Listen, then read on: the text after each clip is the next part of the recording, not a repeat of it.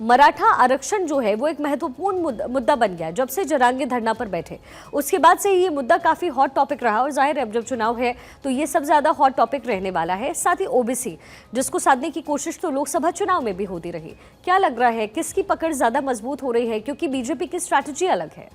आपने कभी पहाड़, हम बचपन में जब कभी लैंडस्केप बनाते थे तो पहाड़ को देखा आपने, यूं यूं यूं बनाते थे।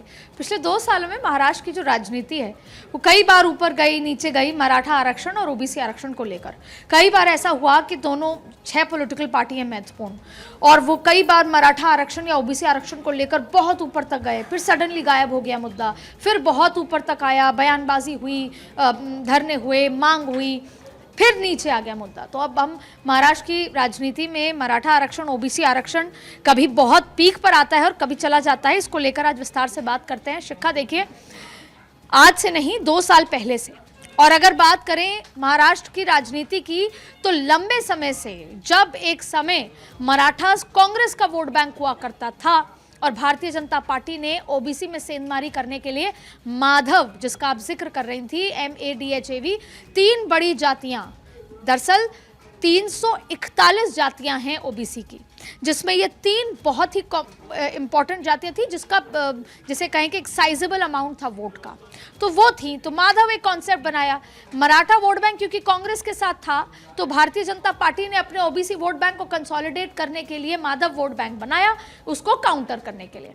अब 1990 आता है, 90 के बाद धीरे धीरे भारतीय जनता पार्टी अपनी पुरानी जो शिवसेना थी उद्धव ठाकरे वाली, उनके साथ वो मराठा वोट बैंक में भी सेंधमारी कर लेते हैं। मैं 1990 की बात कर रही हूँ आपसे। और फिर मराठा और ओबीसी दोनों बीजेपी के साथ आता है। ये तो हुई पुरानी हिस्ट्री की बात।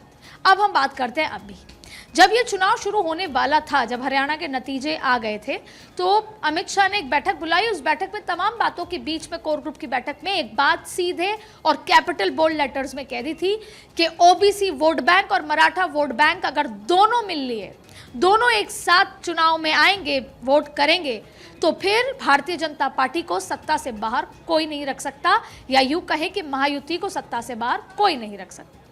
क्यों? क्योंकि ओबीसी वोट बैंक महाराष्ट्र में 52% है और सबसे ज्यादा विदर्भ में 62 सीटें हैं, और विदर्भ बीजेपी अपना गढ़ मानती है। तो 52% वोट बैंक। और इसके अलावा हम बात करें तो नॉर्थ जो मुंबई है अगर, या नॉर्थ महाराष्ट्र की बात करें, वो सब भी आता है। अब हम आते हैं OBC vote bank. OBC vote bank में टोटल 116 सीटें आती हैं। मैं बात कर रही हूँ मराठा वोट बैंक की। ओबीसी का मैंने आपको बताया कि विदर्भ वाला इलाका है 52%। अब मराठा वोट बैंक है 28%, लेकिन 116 सीटें आती हैं।